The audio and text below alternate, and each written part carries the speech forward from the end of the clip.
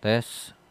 Nah, oke. So, kita lanjut lagi ya ke nomor 6. So, saya ulang lagi. Untuk nomor 6, pernyataan yang benar di antara pernyataan berikut yang mengenai kepolaran molekul. Nah, untuk yang A, CO2 itu kan kalau kita gambar, nah ingat, ini karena berhubung kita bahas polar ataupun non polar, maka kita harus gambar secara detail. Kira-kira bentukannya seperti apa sih? Nah, ya. Nah, ini kalau digambar kasar, pasti kalian ketemunya adalah untuk CO2 adalah PEI-nya 2, PEB-nya 0. So, berarti ini bentuknya adalah linear. Nah, kalau linear mungkin gak ada masalah karena gambarnya gampang. Tinggal lurus aja. Nah, seperti ini. Nah, oke. Nah, jadi mungkin kita akan gambar terlebih dahulu aja. Karena nanti ini kan pasti butuh elektronegatifan ya. Nah, untuk XeF4, nah kalau digambar, kalian pasti ketemunya adalah PEI-nya 4, PEB-nya 2. Itu kalau gambar kasarnya terlebih dahulu. Nah, PEB 4 dan PEI-nya 4 dan PEB-nya 2 ini adalah segi 4 datar, ya. Oke, gambarnya gimana? Gambarnya kayak tadi di apa namanya? Di nomor berapa tuh? Di nomor sebelumnya. Oke, di tes formatif yang ini ya. Gambarnya adalah kurang lebih seperti ini.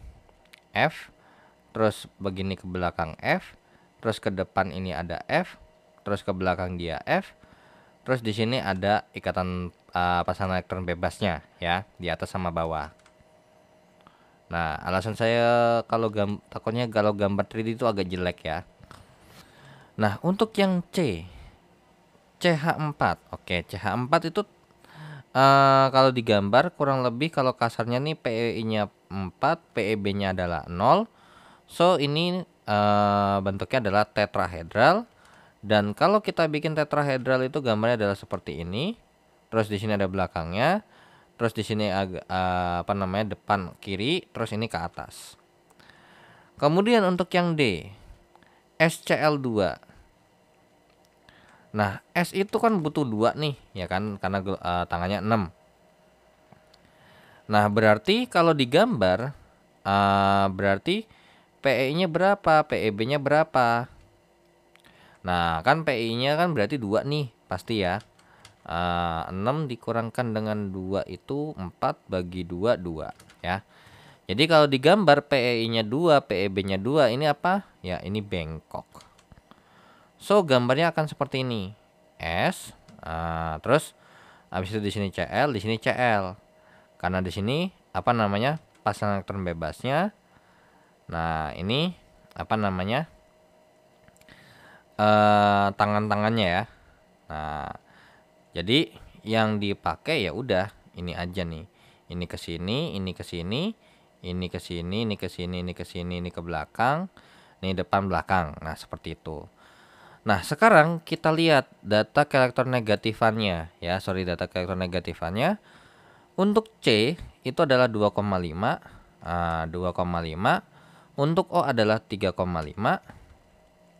Untuk XE ini sekitar 3,5 dan untuk F-nya adalah 4,0. C 2,5, ini 2,1. Untuk S 2,5 dan untuk Cl-nya adalah 3,0. So, karena ini temennya sama semua, berarti untuk yang A perbedaan elektronegatifannya 3,5 kurang 2,5 sama dengan 1. So, bisa kita katakan ini adalah termasuk kovalen polar. Nah, oke. Terus ini perbedaan elektronegatifannya adalah 4,0 kurang 3,5, berarti besarnya adalah 0,5. Berarti ini termasuk apa? Termasuk kovalen polar. Kalau ini perbedaan elektronegatifannya adalah 2,5 kurang 2,1 adalah 0,4. Ini bisa kita katakan sebagai kovalen non polar. Terus kalau untuk yang ini perbedaan elektronegatifan untuk yang D adalah 3,0 kurang 2,5 sama dengan 0,5. Ini masih termasuk kovalen polar. Oke. So, langsung kita bikin apa? Kita bikin tekanan parsialnya ya, muatan parsialnya. Ini permuatan parsial positif, permuatan parsial negatif, ini negatif. Berarti gambarnya begini ya. Nah, kalau namanya vektor lurus, yang satu ke kiri, yang satu ke kanan, bagaimana? Ya, ini momen dipolnya sama dengan 0. Berarti apa? Berarti non polar. Nah, kalau untuk yang B, XEF4 berarti ini sesuatu yang positif, ini sesuatu yang negatif nih F-nya. Ya, sesuatu yang negatif. So, berarti gambarannya adalah ke sana, ke sini, terus ke sini sama ke kanan belakang. Ini bagaimana? Ya, ini momen dipolnya ini sama dengan 0 ya. Kenapa? Karena dia nariknya nih, ini saling meniadakan ya. So, berarti ini termasuk non polar. Nah, dari sini kita lihat dulu nih. CO2 bersifat polar, salah ya, dia termasuk non polar walaupun alasannya benar. Ini bersifat polar betul. Tapi secara senyawa atau secara molekul dia termasuk molekul non polar ya. Jadi ini salah. XEF4 apakah dia bersifat polar? Tidak, dia bersifat non polar. Walaupun secara alasan dia benar, ada pasangan elektron bebas, tapi jawaban intinya salah. Kepolaran CH4 sama CCl4, oke.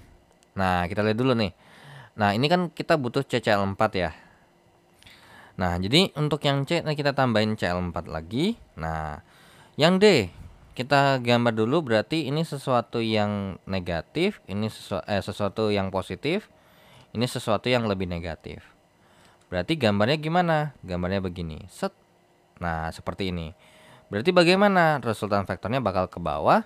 So, berarti momen dipolnya pasti lebih besar daripada 0, berarti dia kovalen polar. Nah, SCl2 bersifat polar, betul, karena ikatan SCl-nya polar, betul, dan bentuk molekulnya bengkok, betul ya. Nah, kalau misalnya untuk yang C, coba bagaimana? Apakah jawabannya ini D langsung?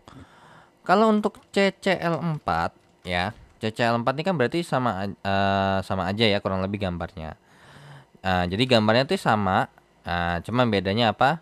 Bedanya adalah penyusunnya. Kalau ini penyusunnya H, kalau di sini penyusunnya adalah Cl. Dan kalau kita lihat Cl itu berapa? 3,0. Ini 2,5. Berarti kalau kita hitung perbedaan elektronegatifnya bagaimana? 3,0 kurang 2,5 sama dengan 0,5. Ini apa? Ya, ini adalah sesuatu yang polar. Nah, ini kalau misalnya kita gambar, kita bikin tekanan parsial, muatannya, berarti di sini adalah sesuatu yang bermuatan negatif, ini bermuatan positif. Beda, kalau ini bermuatan negatif, ini bermuatan positif ya. Nah, tapi ingat, karena udah jelas bahwasannya ini kalau digambar dan kalau emang benar-benar di presisi sudutnya ya, secara sudutnya, bahwasanya ini momen dipolnya ini sebenarnya 0 ya, momen dipolnya 0, berarti non polar ya. Iya, sebenarnya nggak usah ngapain, kan namanya non polar. Apakah membentuk kutub? Ya tentu tidak ya. Jadi kalau udah nggak membentuk kepolaran atau muatan, berarti momen dipolnya dia udah pasti 0, maka dia termasuk yang non polar. Kalau ini bagaimana? Karena ada polar, berarti membentuk muatan nih di sininya. So, berarti ini gimana kira-kira? Nah, ini ke sini, ini ke sini, ini ke sini, ini ke sini, ini ke sini. Nah, bagaimana? Nah, kalau misalnya begini ditarik sama rata, berarti momen dipolnya sama dengan 0. Berarti apa? Non polar.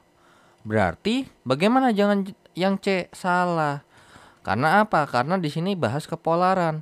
Sedangkan mereka berdua aja non polar. Berarti bisa nggak kita bandingkan kepolarannya? Ya nggak bisa. Kecuali kalau ini non polar, ini polar, baru benar kepolarannya lebih kecil CH4 daripada CCl4. Nah, tapi karena mereka berdua ini sama-sama nonpolar, berarti nggak bisa dibandingkan kepolarannya, ya. Nah, tapi kalau kita bandingkan ikatan ikatan satuannya begini, boleh yang C dengan H lebih kecil daripada C dengan Cl. Karena apa? Perbedaan elektronegatifnya lebih kecil.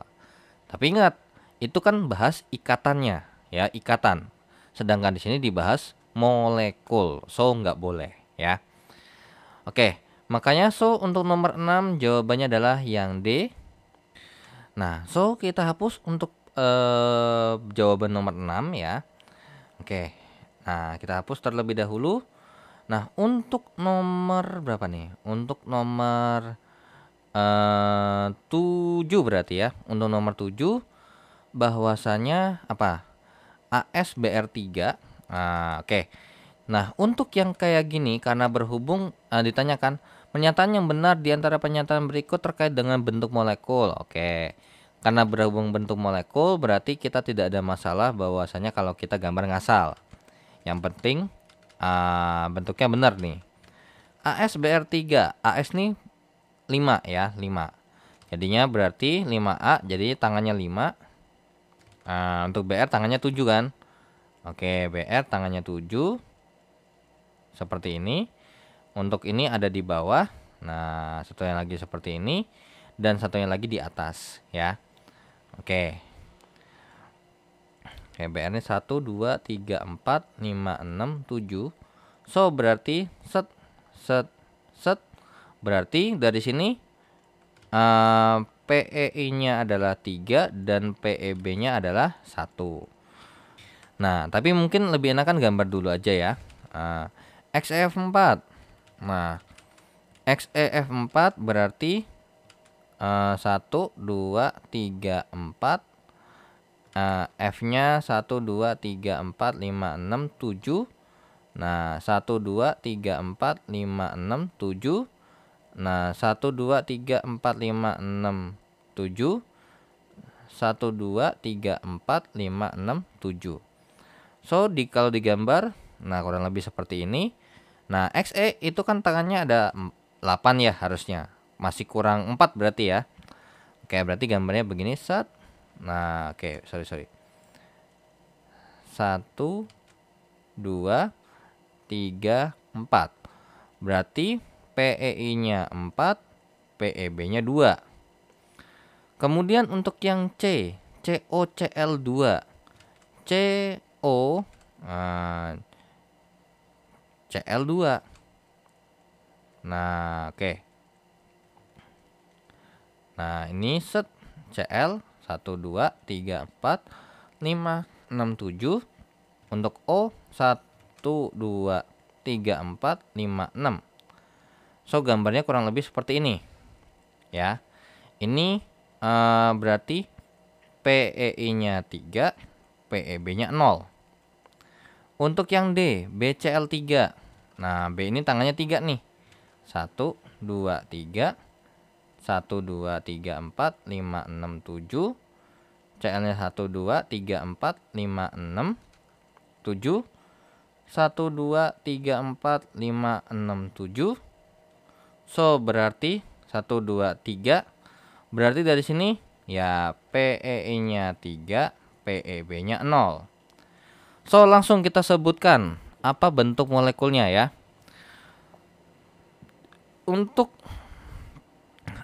PEI 3, PEI-nya 3, PEB-nya 1, segitiga piramida. PEI 4, PEB-nya 2, ini adalah segi 4 datar. Segi 4 datar. Kalau ini segitiga datar atau segitiga planar. Ini juga sama, segitiga datar. Nah, so kita lanjut, coba kita cek. Untuk yang A, segitiga datar, salah. Terus untuk yang SEF4, apakah dia tetrahedral? Salah, ya, segi 4 datar yang benar. COCl2 segitiga datar, salah. Harusnya segitiga datar ya, bukan tetrahedral. BCl3 itu segitiga datar, ya, ini benar. So, nomor 7 jawabannya adalah yang D. Oke, so kita lanjut ke soal berikutnya, soal nomor 8 terkait dengan XEF2.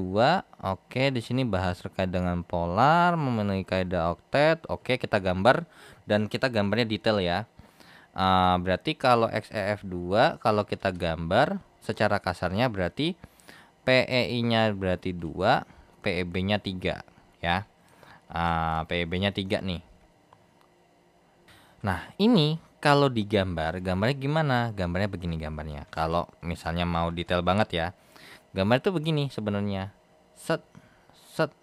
Nah, begini, terus begini, terus begini. Nah, ini ke samping kiri, ini ke depan. Nah, ini ke belakang. Nah, ini agak ke belakang ya. Nah, ini agak ke belakang. Nah, ini ke atasnya berikatan sama si F. Nah, seperti ini. Jadi gambarnya tuh kurang lebih seperti ini. Kalau kalian mau cari detailnya ya, kalian cari aja yang namanya, karena PI 2 PEB 3 sudah jelas ini bentuknya adalah linear ya.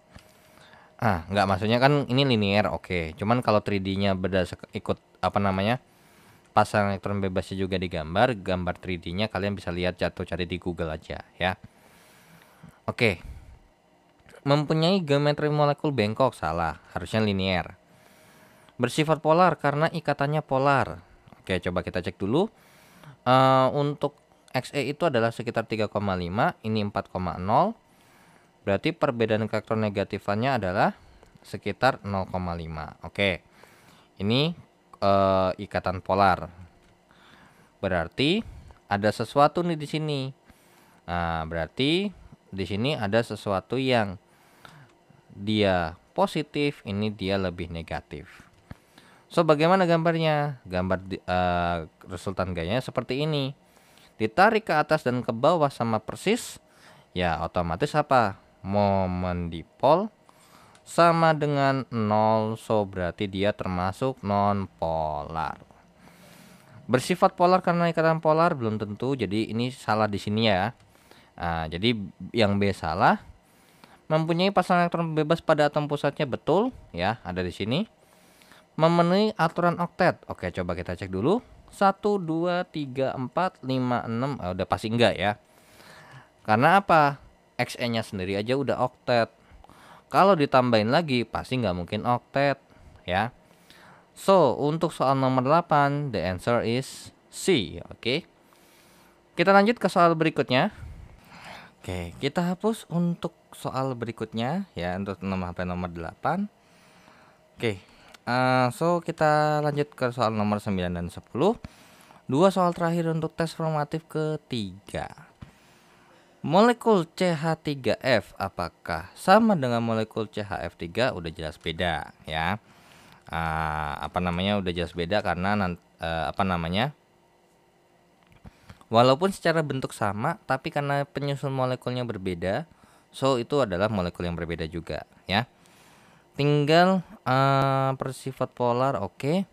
So untuk nomor 9, kalau ini kalian gambar secara ngasal, otomatis dia termasuk PEI-nya 4, PEB-nya 0 ya, termasuk tetrahedral.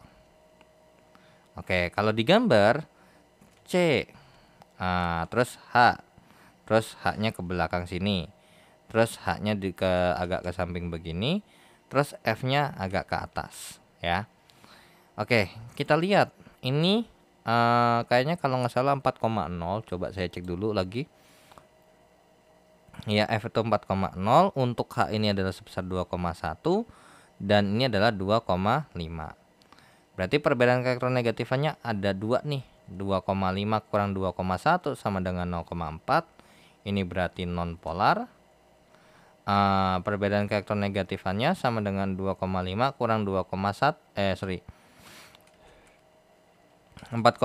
kurang 2,5 sama dengan 1,5, yaitu bisa kita katakan sebagai polar. Ya udah, berarti yang kita mau gambarnya ini aja ya. Ini positif, ini negatif. So gambarnya cuma begini doang. Ini tidak membentuk karena apa? Dia termasuk non polar. So, karena sudah jelas sekali bahwa sanya ini cuman ke atas doang, tertarik ke arah F lah. Jadi ibarat kata nih, si CH3 ini ketarik ke arah F. Nah, so berarti apa? Momen dipol sudah bisa dipastikan dia lebih besar daripada 0, berarti dia termasuk kovalen polar, ya. Oke, so dengan begitu berarti bisa kita jawab bersifat polar iya, mempunyai bentuk segi empat datar salah karena tetahedral yang benar, melampaui oktet enggak, ya. Karena C ini tangannya 4 dan emang pas ya. Tangannya 4 butuh 4 1 1 1 1. Jadi dia pas banget memenuhi kaidah oktet. Jadi nomor 9 jawabannya adalah B. Dan kita lanjut ke soal nomor 10. Pernyataan berikut yang benar. Pernyataan yang berikut yang benar kira-kira apa nih? Molekul N2 dengan ini bersifat polar kan? Salah ya. Ini bersifat non polar. Nah, kenapa? Karena kalau untuk yang A ingat En karena berhubung N ini kan sama nih. Berarti 3,0 kurang 3,0 ya. Karena kan udah ada gambarnya ya. Begini nih gambarnya. Oke. Jadi ini set. Berarti 1 2 3. So berarti perbedaan elektronegatifnya 0. Berarti apa? Non polar. Nah, kalau cuma dua molekul seperti ini, ya sudah bisa dipastikan kalau di sini non polar, pasti di sini juga non polar, ya. Oke. Jadi yang A ini salah. Yang B, kepolaran HCl dan HBr ini sama. Keduanya sama karena sama-sama berikatan kovalen. Oke. Untuk HBr sama HCl, ini kan gambarnya begini doang ya sebenarnya, ya. 1 2 3 4 5 6 7, bahkan gambarnya sama persis, cuman bedanya adalah yang satu Cl yang satu Br. Oke, ini saya hapus dulu, ini saya ganti Br aja. Oke, berarti dia akan membentuk seperti ini. Nah, kita lihat lagi perbedaan elektronegatifnya berapa. Untuk Cl itu 3,0, ini 2,1, ini 2,1, ini adalah sebesar 2,8. Berarti ini perbedaan elektronegatifnya adalah 3,0 kurang 2,1 adalah 0,9. Ini perbedaan elektronegatifnya adalah 2,8 kurang 2,1 adalah 0,7. So berarti apa? Ya berarti bisa kita katakan bahwasanya ini sesuatu yang bermuatan negatif nih, ini positif. Berarti gambarnya begini. Terus ini dia negatif, ini dia positif, gambarnya juga begini. Jadi kepolarannya sama dengan HBr karena keduanya sama-sama berikatan kovalen, betul ya. Cuman kalau secara nanti ini kita masih ragukan lagi karena tapi ingat, ini kan kita bahas terkait dengan senyawa ya, molekul. Ya udah, berarti sama. Tapi takutnya bisa jadi perbandingan ini ya, nanti belakangan aja. Yang C, atom B pada BH3 mempunyai pasang elektron bebas untuk memenuhi aturan oktet. Oke, B itu tangannya 3 ya. B itu tangannya 3 karena golongan 3A. Terus membentuk dengan H. Berarti begini ya gambarnya ya. Nah, apakah dia mempunyai pasangan elektron bebas? Tidak. Ya, jadi ini salah. PCl3 mempunyai pasangan elektron bebas yang tidak sama dengan mempunyai geometri pasangan elektron bebas yang tidak sama dengan geometri molekulnya. Maksudnya gimana ya? Molekul PCl3 mempunyai geometri. Nah, ini mempunyai geometri pasangan elektron bebas. Nah, ini enggak jelas nih. So, oke, berarti jawabannya yang B ya.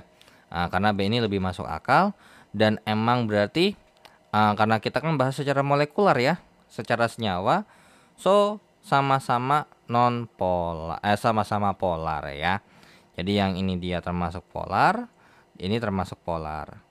Jadi ingat, kalau misalnya emang lebih daripada 2 unsur, kita harus gambar momen dipolnya. Harus gambar parsial-parsial seperti ini. Muatan-muatan parsial.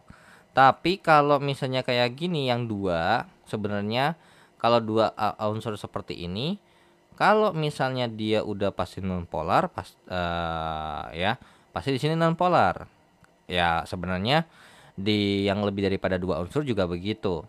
Coba yang suka bikin keder itu adalah kalau misalnya nggak hati-hati terhadap, oh kalau misalnya di sini dia kovalennya kovalen polar, pasti di sini polar, nggak juga. Kalau misalnya kasusnya dua unsur begini pasti. Tapi kalau lebih daripada dua unsur, ingat dia bisa berubah menjadi nonpolar. Jadi kadang nggak bisa dipastikan juga ya bahwasanya kalau misalnya ada dua, oh ada pasangan elektron bebas tuh pasti bakal ini nih. Nah, jadi lebih baik untuk memastikan dia kovalen polar atau nonpolar ya lebih baik cek seperti ini ya. Oke, so dengan begitu kita akhiri dulu untuk tes formatif ketiganya dan kita akan lanjut ke tes formatif keempat. Nah, kita hapus untuk tes formatif keduanya ya nomor 9 dan nomor 10. Dan kita akan lanjut ke tes formatif ketiga. Di antara senyawa-senyawa ini mana sih yang tidak mempunyai ikatan hidrogen dengan molekul air? Oke, kita cek dulu. CH4 ya, nomor 1 CH4. Kan gambarnya seperti ini nih kalau digambar. Nah, kira-kira kalau misalnya dia kita molekul air ya, berarti H dengan O kira-kira ada nggak? Nah, kita cek dulu ya untuk gambarnya. Untuk BNH3, gambarnya seperti ini. Untuk yang CH, mungkin lebih tepatnya begini aja ya, CH, terus ini O, CHOH berarti CH, terus O ini H gitu. Untuk D, HF. Nah, ada molekul air. So, kita tambahin aja molekul airnya yaitu adalah seperti ini kurang lebih O strip H strip H. Nah, kira-kira bakal ada nggak sih ikatan hidrogen di sini? Nah, sebenarnya kalau dilihat dari sini nih udah pasti ya. Ikatan hidrogennya nih saya gambar dengan yang hijau. Jadi H dengan F di sini nih. Nah, H dengan F di sini ini termasuk ikatan hidrogen ya. Nah, kalau misalnya untuk yang C, bagaimana nih kira-kira ya kalau yang C? Ada nggak? Nah, ini C juga ada ya. Kenapa? Nah, ini nih kurang lebih seperti ini dia ya. Nah, kurang lebih seperti ini. Terus juga atau mungkin seperti ini juga boleh sebenarnya, cuman lebih tepatnya seperti ini. Kalau ini di sini nih N dengan O, yang walaupun sebenarnya ini nempatinya harusnya di sebelah kiri ya. Oke, mungkin saya geser dulu. Nah, seperti ini. Sehingga untuk O dengan N-nya dia memiliki ikatan hidrogen ya. Kok N dengan O-nya? Sorry. Ini H dengan N-nya ya, H dengan N.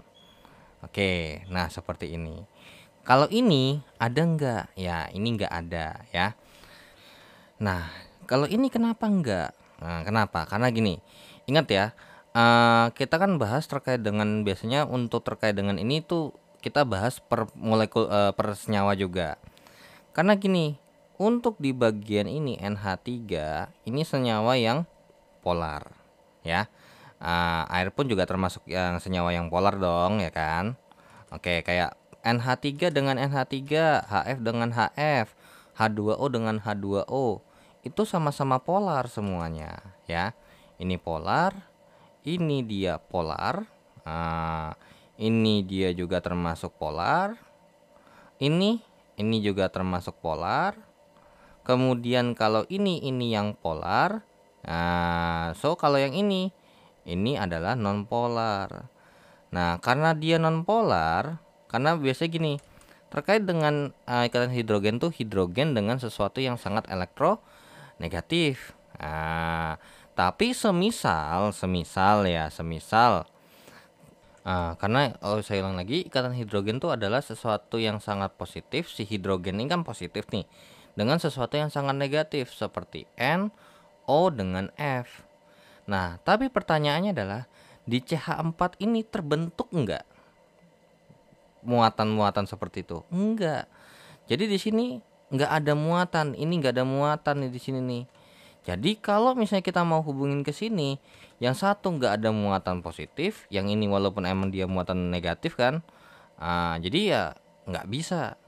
Beda sama HF nih, ini sesuatu yang sangat positif, ini sesuatu yang sangat negatif, ini positif, ini negatif. Jadi kalau misalnya saya mau hubungin O dengan yang di sini dengan yang di sini bisa nggak? Bisa aja sebenarnya ya. Oke, misalnya saya tambahin nih ya. Terus saya mau menghubungkan antara O dengan H yang di sini nih. Boleh nggak? Ya boleh. Karena apa? Ini negatif. Ini positif, ini positif. Berlanjut tuh nanti ya. Nah, ini polar, ini polar. Ya, ini polar nih. Nah, terus untuk yang di sini bagaimana? Nah, yang ini dia negatif. Ini berdasarkan karakter negatifan ya.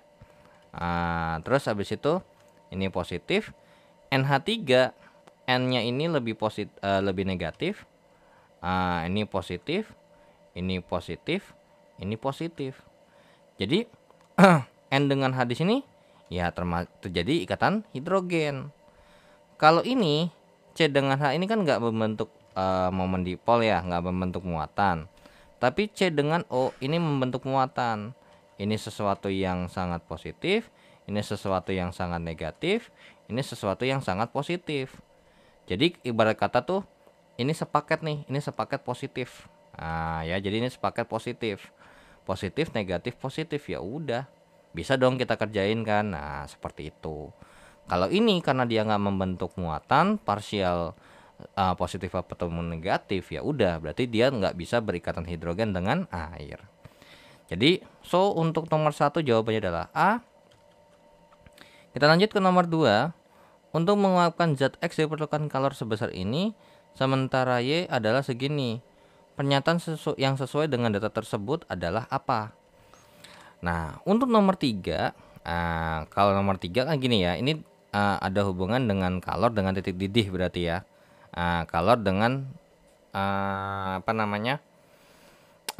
kalor X lebih besar daripada kalor Y. Berarti untuk menguapkan X ini lebih besar atau lebih sulit membentukkan energi yang lebih besar daripada Y karena emang lebih sulit. Berarti titiknya harus lebih tinggi dong X-nya. Ya, ini salah. Ya, harusnya lebih kecil Y-nya. Gaya interaksi Y lebih besar, salah. Ingat, karena berhubung ini titik didih ataupun titik lelehnya si X lebih besar daripada titik didih ataupun titik lelehnya daripada Y, maka apa? Ya, ingat, titik didih ataupun titik leleh itu tergantung sama ada dua hal. Gaya antar molekul. Ya, gaya antar molekul. Ya, kalau misalnya kita bahas gaya antar molekul, berarti gayanya X lebih besar daripada gayanya Y. Nah, cuman kita nggak bisa deskripsikan ini pasti bakal terjadi nggak gaya antar molekulnya. Atau kalau misalnya gaya antar molekulnya sama, ya apa? Ini massa atau MR-nya, MR senyawa. Kalau misalnya MR senyawanya lebih besar, jadi pasti lebih besar tuh titik didihnya. Jadi massa MR senyawa X itu lebih besar daripada MR daripada senyawa Y. Nah, jadi gaya antar interaksi molekul Y lebih besar, salah. Kalau kayak gini titik didih ataupun titik lelehnya lebih besar dong yang Y. Nah, massa molekul atau MR ya, massa molekul relatif lebih besar X-nya. Ya, benar. Di antara molekul-molekul Y terdapat ikatan hidrogen. Nggak bisa dipastikan, jadi ini salah. Nah, kalau misalnya emang benar ada ikatan hidrogen, harusnya X-nya bagaimana dulu? Nah, gitu loh. Karena gini, bisa jadi X-nya juga ikatan hidrogen. Cuman karena efisiensinya lebih besar, efisiensinya lebih bagus, maka yang Y lebih kecil daripada si X, seperti itu ya. Nah, tapi kalau misalnya X cuma Y-nya doang yang dikasih tahu ada ikatan apa, tapi X-nya nggak tahu gaya antar molekulnya apa, ya nggak bisa ditentuin ya. Jadi nomor 2 jawabannya adalah yang C. Nah, oke, itu nomor 2 ya, berarti ini nomor 2 ya. Oke, ini nomor 2. Jadi nomor 2 jawabannya adalah C. Dan untuk nomor 3, di antara senyawa berikut mana yang titik didihnya paling tinggi? Jawabannya ini udah jelas A. Kenapa? Ini dengan mudah bahwasanya apa? Molekul atau senyawa NH3 memiliki ikatan hidrogen. Kalau sisanya tidak ada ya. Nah, tapi kalau misalnya kalian mau cari gambar grafik senyawa hidrida ya, berarti ya senyawa hidrida, tinggal kalian googling aja sebenarnya bisa, bahwasanya gambarnya tuh kurang lebih seperti ini. Nah, oke. So, mungkin untuk itu saya hapus dulu ya untuk nomor 2 sama nomor satunya aja. Jadi untuk nomor 3, kalau kalian mau tahu senyawa hidrida ya, selain NH3 ya. Nah, seperti ini. Jadi senyawa kalau untuk golongan 4A ya, karbon, silikon, terus kemudian germanium sama Sn ini, bahwasanya naik nih. Ya benar, karena apa? Karena kalau untuk yang merah ini dia tidak punya yang namanya ikatan hidrogen ya. Jadi ngikutin berdasarkan massa molekulnya. Yang pasti dari sini ke sini massa molekulnya semakin lama semakin besar. Oke. Nah, makanya kalau kalian bandingkan di sini nih, harusnya gitu ya kan, harusnya harusnya nih ada beda nih ya kan. Nah, tapi kenyataannya bahwasanya mungkin kita bahasnya untuk NH3 di sini nih. Yang hijau muda, NH3 pH3 turun, ASH3 baru SbH3, ternyata dia malah mendekati kan. Nah, iya. Justru pas lagi SbH3, tapi selanjutnya pas habis pH3 ya. Ini kan golongan 5 ya, yang untuk yang hijau muda. Pas habis dari N ke P dia turun dulu. Kenapa? Karena ini punya ikatan hidrogen. Seperti itu ya. Nah, kalau untuk sama SbH3 ini kayaknya 11-12. Cuman secara detail angkanya atau mungkin coba saya cek dulu. Wait. Kayaknya golongan untuk Cuman kalau nggak tahu ya by data ya. Mungkin kalau misalnya tuh kayak dulu. Titik didih SbH3 itu berapa sih? Bentar. Oke, sorry. Kalau misalnya kita bandingin untuk yang nomor 3 ini, sorry ini salah ya. Bukan yang A melainkan SbH3. Karena kalau misalnya saya cari berdasarkan data ya. Terkait dengan kalau untuk yang ini, untuk yang golongan 5A, untuk NH3 itu titik didihnya minus 33 derajat Celcius. Baru dia nanti turun lagi untuk pH3 itu sekitar minus 88 ya, hampir 100 ya benar. Terus untuk ASH3 itu masih di bawah 50 ya, masih di bawah 50, jadinya minus 55 derajat Celcius. Nah, untuk SbH3 itu kalau berdasarkan datanya adalah minus 17 derajat Celcius. So, berarti titik didihnya lebih tinggi SbH3 dibandingkan dengan NH3. Nah, makanya kalau kita bandingkan secara kayak gini ya, kita mau nggak mau harus tahu data konkretnya ya. Beda sama yang kuning nih. Ya, yang kuning kalau terkait dengan ini golongan 6A ya. Nah, kalau golongan 6A ternyata paling tinggi si HF. Nah, gitu ya. Kenapa? Karena gini, kalau secara by data didukung juga bahwasanya kalau HF tuh 19 derajat Celcius ya. Terus untuk HCl itu besarnya minus 84 derajat Celcius. Untuk HBr besarnya adalah minus 67 derajat Celcius. Dan untuk HI adalah minus 36 derajat Celcius. Makanya ini paling tinggi dia positif di atas 0 sendiri. Turun, dia naik dikit perlahan, baru naik agak-agak signifikan seperti itu. Nah, kalau untuk yang H2O sama ini datanya seperti ini. H2O itu adalah 100 derajat Celcius ya, karena ini titik-titik air. Untuk H2S, ini ngedrop banget nih. H2S minusnya jauh banget sebesar minus 62 derajat Celcius. Untuk H2SE, nah itu besarnya adalah minus 42 derajat Celcius. Dia naik, terus dia juga naik mendekati 0 ya. Untuk si H2TE yang besarnya adalah minus 2 derajat Celcius.